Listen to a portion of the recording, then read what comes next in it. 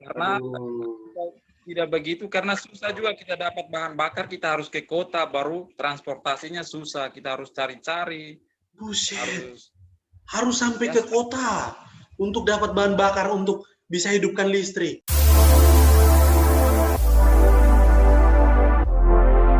Baik, selamat pagi, siang, sore, malam buat semua teman-teman di mana saja berada.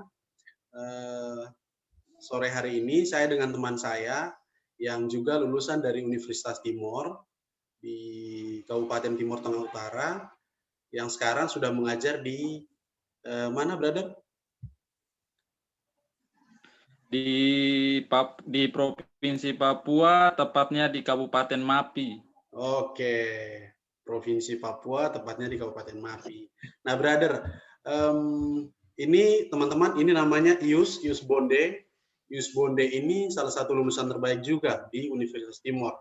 Nah, karena apa? Karena sekarang penempatan Ius ini di Papua, kita mau tanya-tanya sedikit tentang kondisi di Papua, pendidikan di Papua itu seperti apa, terus metode pengajaran di saat pandemi itu seperti apa, terus cara guru-guru menyikapi pandemi di saat proses pembelajaran itu seperti apa. Nah, brother, apa namanya? Ini omong-omong soal pandemi nih, brother. Di Papua itu kan kalau mau dibandingkan dengan provinsi-provinsi lain, ini Papua Barat, Yapi ini provinsi Papua Barat. Ya, kalau Mapi di Provinsi Papua. Oh, provinsi Papua. Nah, kalau untuk provinsi Papua sendiri, setahu saya untuk angka penyebaran COVID sendiri tidak terlalu besar ya, seperti kayak di kabupaten dan provinsi lain, seperti di Pulau Jawa, terus di Bali, tidak sebesar itu. Tapi kira-kira ada dampak tidak untuk pendidikan selama masa pandemi itu? Kira-kira dampaknya seperti apa itu kalau untuk di Papua sendiri, di tempatnya brother sendiri? Kalau bicara soal dampak dari pandemi kemarin ya pasti ada. Karena kita di sini sampai di Kabupaten Mapi ini kemarin lumayan banyak yang terinfeksi virus COVID itu. Terus kalau pembelajarannya kita, kalau di kota kabupaten, itu mereka pembelajaran itu dibagi hari. Oh, hari. Misalnya hari Seninnya untuk kelas 1, Selasa untuk kelas 2, begitu. Oh, jadi model pembelajaran shifting ya? Ya. Jadi ganti-ganti hari begitu. Berarti untuk Tapi kalau pendalaman ini, kita metodenya kita ciptakan sendiri, tergantung dengan situasi dan kondisi yang ada di kampung. Kalau di sekolahnya saya kemarin, kita buatkan soal, terus siswanya datang ambil soal, terus dibagikan 1 minggu begitu, baru kumpul kembali. Oke. Itu selama pandemi kemarin. Selama pandemi. Nah, metode mengajar, terus sedikit keluh tentang kondisi mengajar di sana, berarti Bro sudah beritahu. Tadi Bro barusan sudah sampaikan. Nah, untuk awal pada saat pandemi mulai kena pertama itu, kira-kira dari dari pihak guru-guru itu ada maksudnya kayak ada khawatir tidak? Aduh, ini pendidikan bisa jalan atau tidak? Atau mungkin dalam posisi itu bro mereka tidak panik sama sekali, atau seperti apa? Coba buat cerita sedikit. Ya, kalau untuk soal panik dan tidak, otomatis kita panik karena kebetulan kita ada di daerah pedalaman yang notabene-nya di sini masyarakat kurang terlalu paham tentang kesehatan, tentang kebersihan, belum terlalu paham soal itu. Dan kalau kita berbicara soal istilah-istilah yang baru seperti COVID ini kan asing buat mereka. Jadi untuk pemahamannya mereka itu masih sulit untuk sampai di situ. Jadi kita perlu pendekatan yang khusus untuk bisa menjelaskan kepada mereka. Berarti berarti lumayan waktu itu bayangan saya ini awal-awal waktu COVID mulai mulai masuk ke kabupaten sana tuh kayak agak berat juga sebagai tenaga pendidik kayak mau menyampaikan itu COVID itu seperti apa, terus anak kesiapan tuh saya pikir agak berat juga itu dari pihak guru-guru mereka. Iya, itu menjadi tantangan untuk kita. Jadi Iya. Untuk menjelaskan itu susah, apalagi untuk mengajak mereka tentang protokol kesehatan itu. Jadi kita perlu bekerja sama dengan orang kesehatan. Oh, berarti di sana pihak sekolah kerjasama dengan pihak kesehatan turun ke sekolah untuk adakan penyuluhan begitu? Iya, ada pihak kesehatan yang kasih penyuluhan.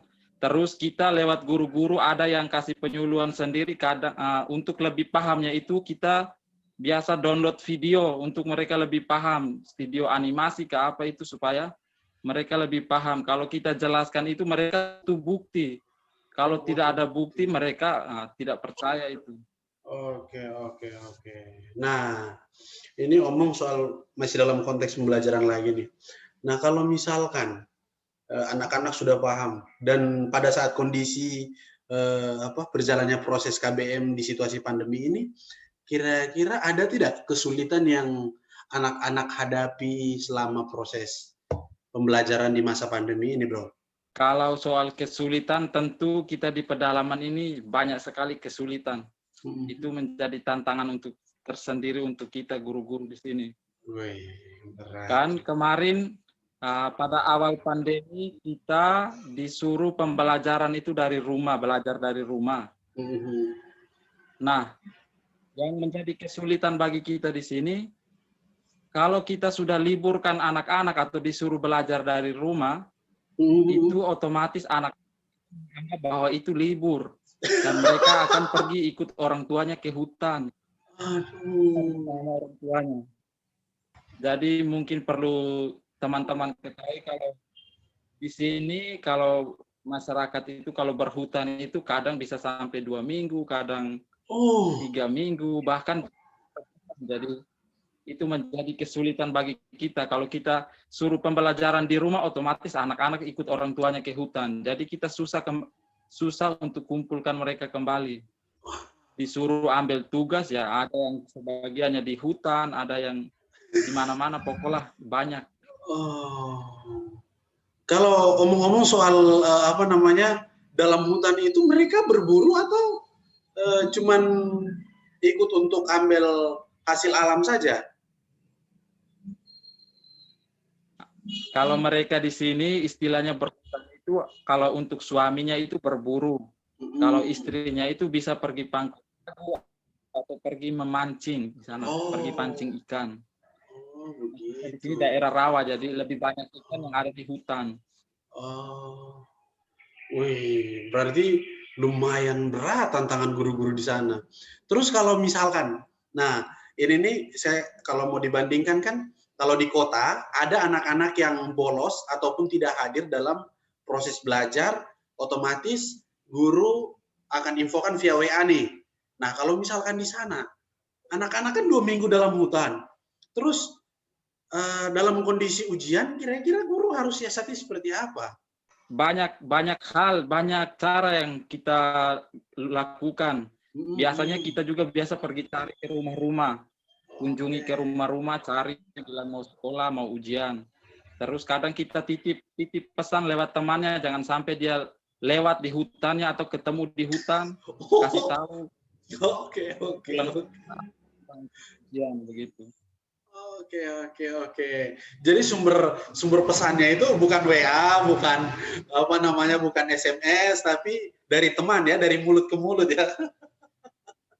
Ya, kita dari mulut ke mulut karena kita siswa tidak ada yang pegang HP atau ada yang belum mengerti soal internet begitu. Oke. Wih, berarti lumayan lumayan ditantang betul kita sebagai guru-guru di daerah pedalaman itu. Lumayan ditantang betul. Ya ini tantangan itu bahkan hadir setiap hari, bukan setiap hari dengan masalah yang baru. Jadi kita ini sudah diharuskan untuk lebih ini ya.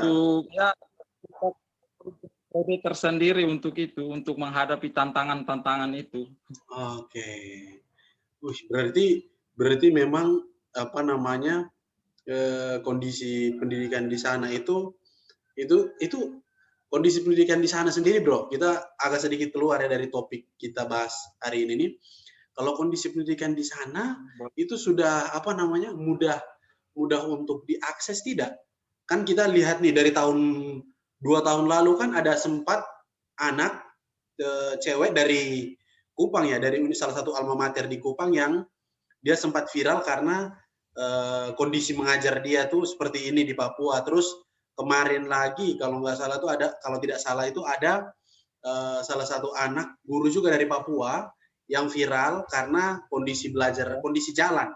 Nah, kalau di tempatnya Bro, untuk kondisi dan akses ke fasilitas umum lain dari sekolah ke fasilitas umum lain tuh jaraknya dekat atau mudah begitu? Bisa didapat anak-anak atau sulit? Kalau untuk transportasi kita di sini susah karena kita tidak ada transportasi darat. Kita pakai transportasi air. Pakai perahu, pakai speed, pakai ya perahu bermotor seperti itu. Jadi kita di sini nih kalau untuk menyeberang dari satu desa ke desa lain kita harus pakai perahu.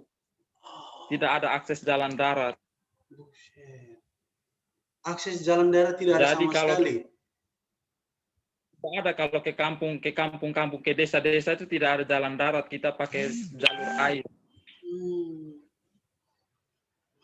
Lumayan berarti. Karena ini kan masuk dalam bulan ujian kan. Nah, dalam bulan ujian ini ada tidak tantangan yang masih Bro mereka hadapi dalam proses pembelajaran di ujian di saat masa pandemi ini? Ya, tantangan sudah pasti ada seperti yang saya jelaskan tadi. Yang terutama untuk mengumpulkan kembali mereka yang masih ada di hutan, yang masih takut dengan COVID, masih trauma dan lain sebagainya. Jadi kita ya pelan-pelan kasih informasi di gereja atau di jalan, sampaikan lewat orang-orang, sampaikan lewat orang tuanya, suruh kembali sekolah karena mau ujian begitu. Berarti semua elemen masyarakat di sana diminta untuk sampaikan informasi ya, Bro? Iya, terpaksa harus itu karena kita tidak bisa lewat media lain, via lain, terpaksa harus pakai cara begitu. Wah, memang betul-betul. Memang guru ini memang pahlawan tanpa tanda jasa, betul. Oh ya, Bro, omong-omong, selain dari proses pembelajaran, tantangan apa lagi nih yang Bro mereka dapat sebagai guru? Kan tadi itu dari pembelajaran dari siswa dan guru nih. Sekarang dari guru yang Bro mereka hadapi, yang menurut Bro itu rasa sulit sekali untuk Bro mereka bisa terapkan di sekolah di sana, apalagi masa pandemi seperti ini. Sebenarnya kalau berbicara soal guru pedalaman itu tantangan memang terlalu banyak, terutama untuk fasilitas pendidikan. Kalau kita di sini memang betul-betul kontekstual. Kita manfaatkan apa yang ada di sekitar karena kita tidak punya media pembelajaran yang memadai. Jadi kita belajar dengan alam. Apa yang ada di sekitar ya kita jelaskan itu sudah. Kita tidak ada media pembelajaran yang memadai. Terus soal sumber-sumber belajar itu memang agak susah karena kita tidak punya banyak buku, kita hanya punya buku beberapa saja ya cukup untuk belajar di kelas. Tidak ada buku pedoman lain, buku cerita apa tidak ada. Tidak ada, Bro. Berarti memang agak ribet juga jadi tenaga pendidikan di sana nih. Karena persoalan tadi itu fasilitas, terus memang jaringan internet itu agak susah. Memang kalau di sana sendiri, Bro, itu di Kabupaten Yapi sendiri itu untuk sekolah-sekolah di kabupaten itu tuh sebagian besar tuh masuk dalam daerah rawa atau tidak? Kalau di Kabupaten Mapi itu semua daerahnya itu 100%-nya rawa. Oh, Kabupaten Yapi. Jadi kalau untuk akses jalan darat itu hanya ada di kota kabupaten, itu pun tidak terlalu jauh kisarannya itu. Hanya untuk keliling kota saja. Kalau sudah mau ke desa-desa ya kita pakai transportasi air. Oh. Terus apa namanya? Selama Bro di sana nih, sempat ingat rumah tidak dengan kondisi pembelajaran di sana, situasi di daerah di sana? Bro, aduh ini kalau di NTT mungkin ada tidak kayak rindu rumah atau kayak, pengen pulang gitu? Kalau untuk rindu rumah ya rindu kampung pasti ada. Tetapi karena kita sudah terpanggil ke sini ya, jadi jalankan tugas dulu di sini. Nanti kalau ada kesempatan baru kita ya pulanglah lihat kampung kah atau lihat orang tua. Oke. Itu kalau Bro mereka nih dapat jatah libur itu biasanya eh, setahun sekali. Kita libur seperti biasa, libur semester. Oh. Tidak ada libur-libur. Tapi kita diberi untuk kita punya program ini, guru daerah terpencil kita punya ini, dalam 2 tahun itu dikasih waktu cuti itu 2 minggu. Di luar libur. Selama kerja di Papua, itu Bro sudah sempat pulang belum? Saya sudah hampir 3 tahun belum pernah pulang saya. Sudah hampir 3 tahun. Widih, sadap betul. Sedap. Tidak pulang ini lumayan. Saya menyatu dengan alam di sini jadi enggan mau pulang. Wih, lumayan. Saya juga waktu kemarin itu sempat kaget awalnya tuh saya kira di Bali. Bro tuh tempat di Bali sini.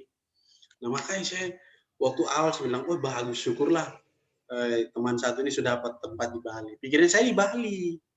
Makanya waktu postingan kedua saya bilang, ini di mana ini? Kayaknya di Manggarai kah atau di tempat mana ini? Nah tidak sempat pikir bilang, oh ini di Papua atau tidak. Nah pas akhir-akhir ini, pas Bro posting soal kondisi Papua itu seperti apa, pembelajaran di sana itu bagaimana. Nah itu, wah Bro langsung bilang, gila, gila betul saya bilang, anak sampai Papua, gila, gila, gila. Jadi itu awal-awal proses Bro, kita sedikit flashback ke belakang, awal mulanya Bro kerja di Papua, ngajar di Papua itu seperti apa? Siapa yang kasih tempat, kasih buka link lah untuk Bro bisa ikut program ini? Bisa cerita sedikit? Oh. Kalau saya kemarin itu kita ikut program yang diselenggarakan oleh kerjasama antara Universitas Gadjah Mada dengan Pemda yang ada di Papua sini. Programnya itu namanya GPDT, Guru Penggerak Daerah Terpencil. Oh. Jadi kemarin kita ikut seleksi di sana di NTT. Ada semua sih di seluruh Indonesia sih ya, kalau seleksinya itu ada di beberapa tempat. Tapi kalau kita kemarin ikutnya di sana. Kebetulan saya ada seleksi juga di kampung, jadi saya ikut di kampung di Bajawa kemarin. Setelah kita ikut, selang berapa bulan dinyatakan lulus, baru kita datang ke sini. Oh. Itu sebelum Bro mereka turun ke desa, ke tempat, bukan desa maksud saya, ke lokasi Bro mereka mengajar, setelah daftar, masuk diterima, Bro mereka ada pembagian, oh ini di nama-nama ini di kabupaten ini, nama-nama ini, atau langsung saja, setelah lulus langsung disebar begitu saja? Tidak, kalau kita kemarin setelah dinyatakan lulus, kita didatangkan ke Maroke di satu kota yang dekat dengan sini, dekat kabupaten ini. Kita ada pembekalan di sana. Setelah itu kita dikirim lagi ke kabupaten. Kabupaten juga kita pembekalan cukup lama. Setelah itu baru kita dibagi-bagi ke sekolah-sekolah yang ada di wilayah kabupaten ini. Oh, berarti setelah selesai lulus, bro mereka ke Merauke masih ikuti pelatihan. Setelah selesai pelatihan, baru disebar ke beberapa sekolah yang ada di Papua. Kita ke Merauke, terus dari Merauke kembali dikirim lagi ke kabupaten. Oh, ke Ke Kabupaten kabupaten. Mapi itu sendiri. Di kabupaten juga kita masih ada pembekalan, terus ada pengenalan sedikit-sedikit, kurang lebih 2-3 minggu di sana, baru kita ditempatkan ke kampung-kampung. Oh, begitu. Lumayan, bro. Itu perjuangan betul. Maksud saya, mereka yang terpilih, termasuk bro juga, termasuk orang yang petarung juga dan berani begitu ambil. Kalau teman-teman lain kan, biar saya biar saya di sini saja lah. Di sini akses masih mending daripada saya harus ke tempat baru yang saya belum tahu dia punya asal usul daerahnya seperti apa, terus harus mengajar lagi di sana. Bro mereka termasuk orang-orang hebat menurut saya. Berani ambil konsekuensi, tinggal di tempat orang, hebat.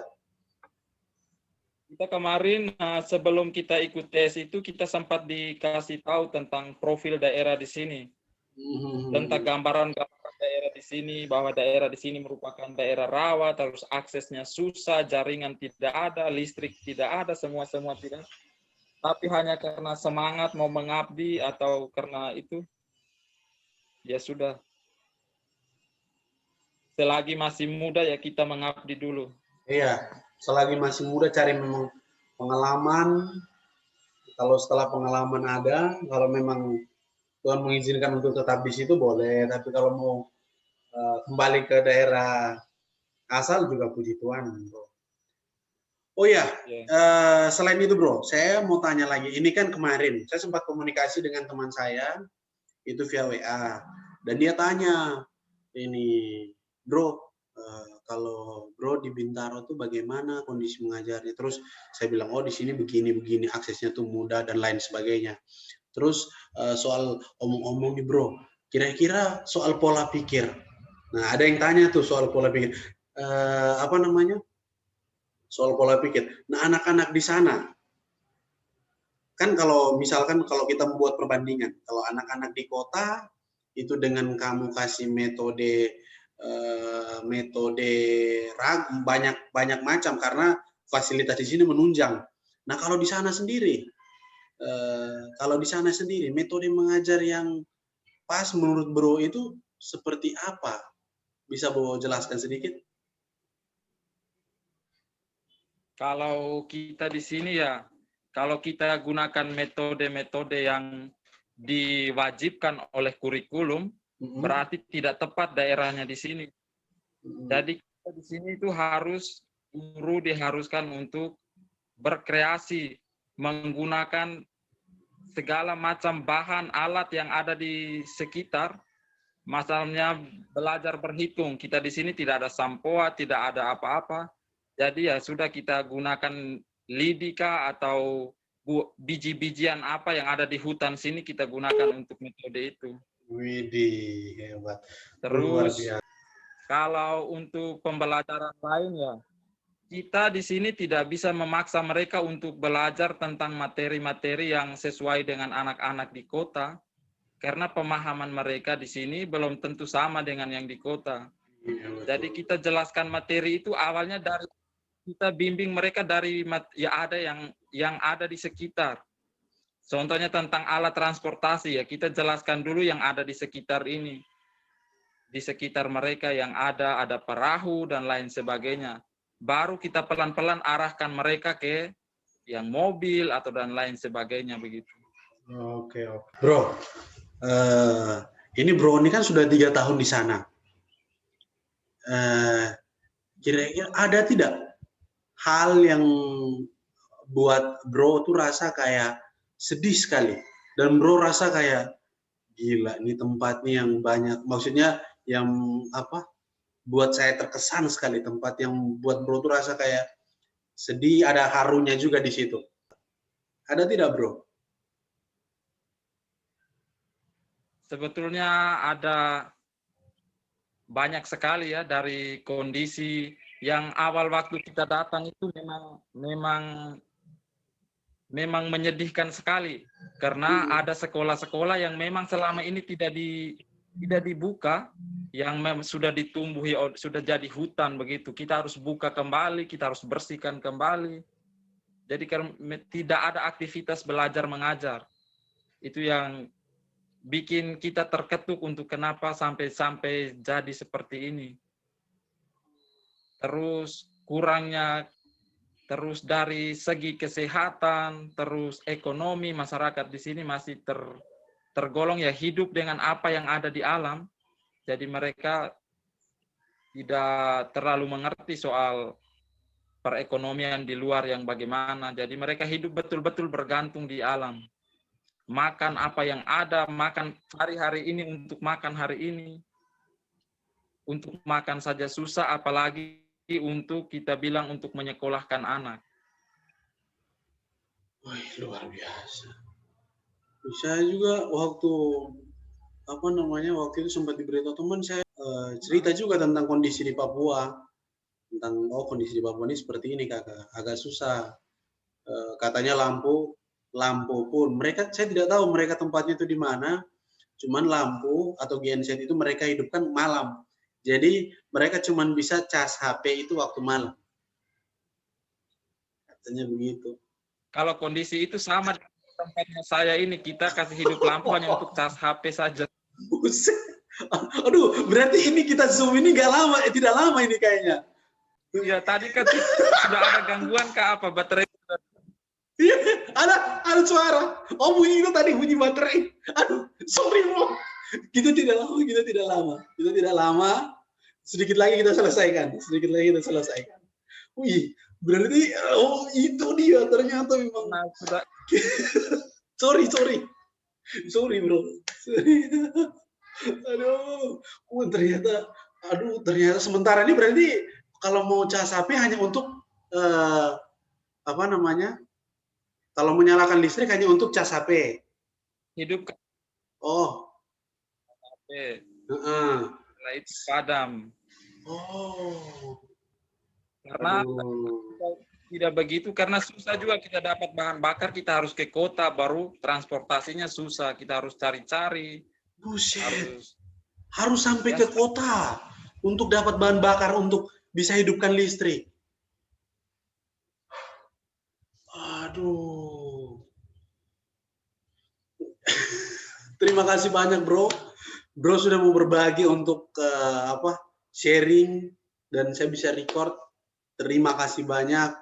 Dan sebenarnya sih ada banyak hal yang mau saya tanyakan ke Bro tentang kondisi pendidikan di sana. Itu sekitaran itulah. Nah, tapi itu pun nanti kalau memang